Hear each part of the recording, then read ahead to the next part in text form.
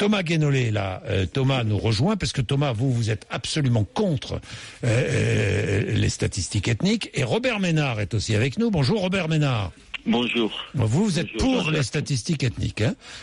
D'ailleurs, vous avez écrit aux députés pour leur demander de légiférer. C'est bien cela, Robert Ménard? Mais écoutez, je suis un maire pragmatique. Je sais que j'ai besoin d'un certain nombre de ces chiffres pour prendre des mesures. Je vous donne un exemple, parce que sinon ça fait un débat un peu théorique. Quand j'ai eu, vous savez, cette volée de bois vert à cause des statistiques que j'avais établies dans les écoles, on a tout de suite cru, un certain nombre de gens, que c'était pour faire du mal aux enfants. C'est pour faire du bien. Depuis ces statistiques, on s'est aperçu qu'il y avait une école à Béziers où près de 90% des enfants sont issus de l'immigration. Dans cette école, du coup, il y a de vrais problèmes dans les rapports avec les parents qui parlent pas ou très mal le français.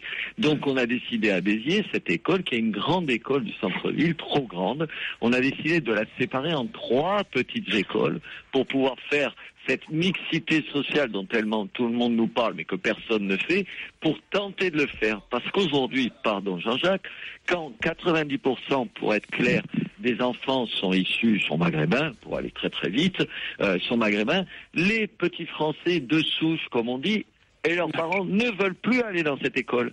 Ça veut dire qu'on rentre dans un cercle où ça devient de plus en plus une école ghetto. Et ce n'est pas bien pour qui? Pour les enfants. Est-ce que Robert, mais est-ce que la mixité sociale, selon vous, c'est un atout? C'est un atout, mais c'est pas une réalité. Je vous prends un exemple. Non, mais bien sûr, mais établir une mixité sociale, est-ce un atout? Une mixité d'origine? Oui. Dans l'absolu, oui, mais sauf que ça n'existe pas. Vous habitez où? Où j'habite, moi? À la Devèze, qui est un quartier populaire de Béziers. Je le vois bien. Quand les gens viennent me voir et me demandent des logements, et que je leur dis, il y a un logement, il y a des logements à la Devèze, parce qu'on a des logements sociaux à la Devèze, ils me disent, ah non, pas dans ce quartier. Et même les Maghrébins qui veulent réussir, qui veulent que leurs enfants aillent bien à l'école, je leur dis, mais il y a des logements à la Devèze, ils vous disent, ah non, moi je vais pas là, n'importe où sauf à la Devèze. Moi j'ai passé mon adolescence à la Devèze, donc c'est mon quartier. Sauf qu'à l'époque c'était un quartier mixte, où il y avait des gens de toutes origines, et maintenant, petit à petit, ça devient un ghetto. Et le pire, Jean-Jacques Bourdin, c'est que plus on met de l'argent dans ces quartiers-là, et on en a mis beaucoup, près de 140 millions au total pour changer le quartier, 140 millions d'euros dans ce quartier. On a détruit des bars, on a construit des petits immeubles plus petits, on a fait plus d'espaces verts.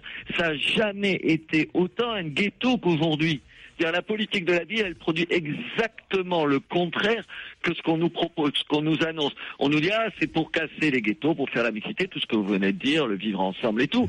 Et plus on met d'argent, moins c'est ça. Alors, au moins, on s'interroge. Alors, Robert Ménard, c'est amusant, enfin c'est amusant, c'est à constater, ça traverse les partis politiques, puisque tout à l'heure, Marine Le Pen nous dit qu'elle est opposée aux statistiques ethniques.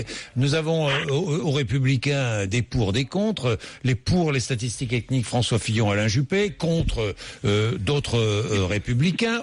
À gauche, même chose, avons des pour et des contre. Thomas Guénolé, vous êtes contre. Quels sont vos arguments, Thomas? D'abord, il y a quasiment pas de personnes qui sont membres d'une ethnie en France. Donc, qu'est-ce qu'on va mesurer en faisant des statistiques ethniques alors que l'écrasante majorité, la quasi-totalité de la population française est désethnicisée. Elle n'a plus d'attributs ethniques. Je prends un exemple dont on parlait ce matin. Les Bretons, c'était une ethnie quand ils avaient les attributs d'une ethnie, y compris le fait d'avoir leur propre langue, leur propre religion, le fait de pas beaucoup se métisser avec les populations voisines. Maintenant, les Bretons, en tant qu'ethnie, ils ont quasiment disparu. La langue a disparu, la religion n'est plus pratiquée, ou quasiment plus.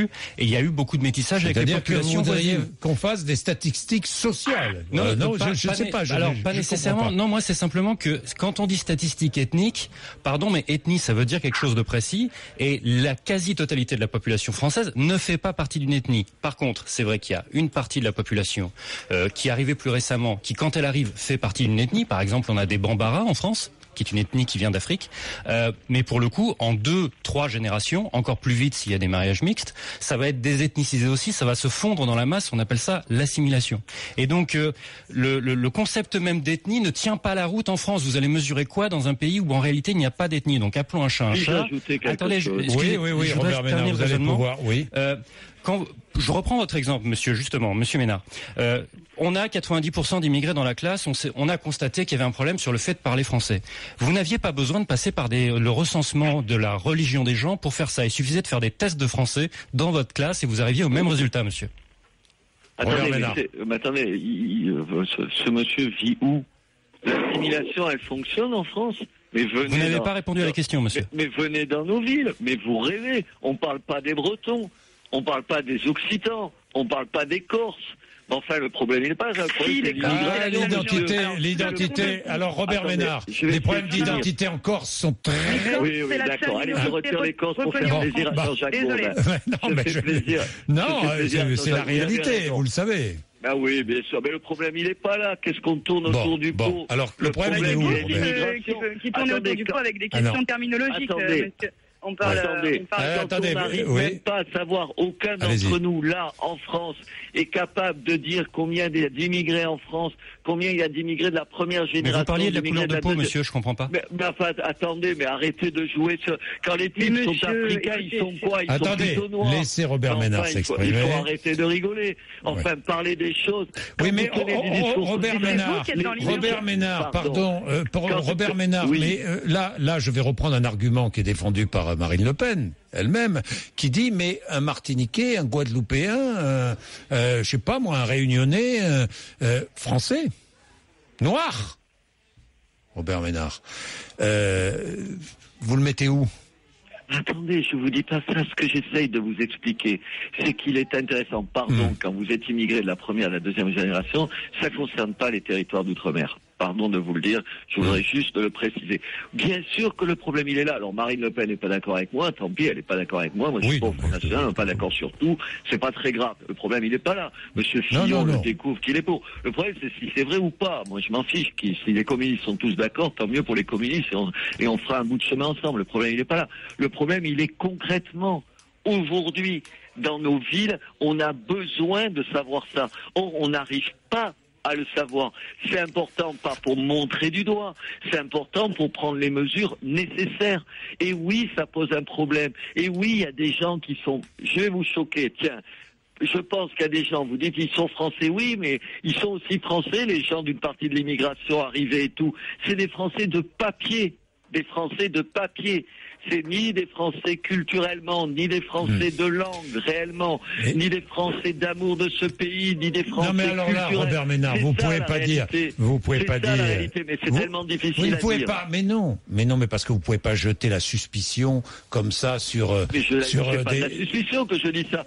Robert Ménard, lorsque vous dites Français de papier, vous vous rendez compte, c'est terrible. Ça veut dire que ces gens-là n'ont pas les mêmes droits. Ça veut dire que ces gens-là n'ont pas les mêmes droits. Mais attendez, qu'est-ce que vous dites? Je vous pose la question, mais je vous pose la question. Je dis, des Français de papier, ni c'est les mêmes devoirs, d'ailleurs. Ils ne sont pas français. Vous voulez que je vous dise? Moi, venez dans ma ville, on se promène, et vous voyez des gamins qui ont 15 ans, 16 ans, 17 ans, qui, quand je les vois à l'école, Jean-Jacques Bourdin, ils traitent de sales petits Français, les Français de souche, alors qu'ils sont autant français qu'eux.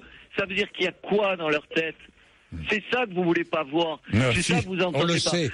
Mais vous Robert, le savez, alors ne dites pas le contraire. Mais je ne dis pas le contraire, Robert Ménard. Je vous dis simplement, leur sentiment, c'est une chose, mais ce sont des Français comme vous et moi, vous le savez bien.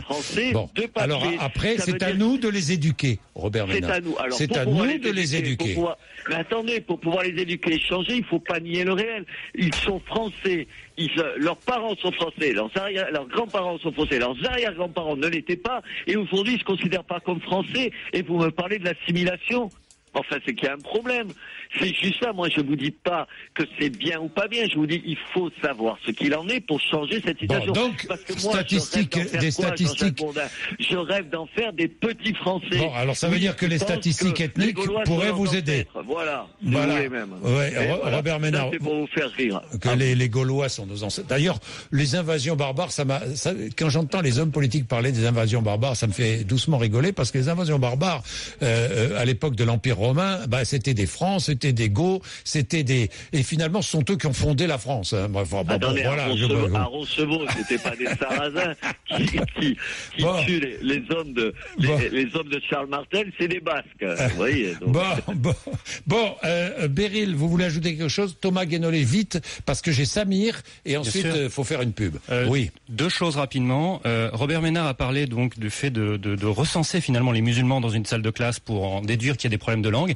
Il avait qu'à organiser une dictée pour le savoir. Il n'a pas besoin de faire un recensement pour ça. Pardon, monsieur. Vous n'en avez pas besoin pour résoudre les problèmes que vous citez. J'enseigne, monsieur. Non, mais j'enseigne. Votre exemple n'est pas bon. Robert Ménard, si vous organisez des tests, oui, d'ailleurs, c'est organisé, j'imagine, non? Mais les tests de langue, ça existe? Attendez, non, mais je vais vous raconter une anecdote, parce que ça, c'est du délire. Dans mes classes, je suis responsable des classes primaires et maternelles. Dans mes classes, il y a des cours de langue le soir pour les parents. C'est des cours de quelle langue, Jean-Jacques Bourdin?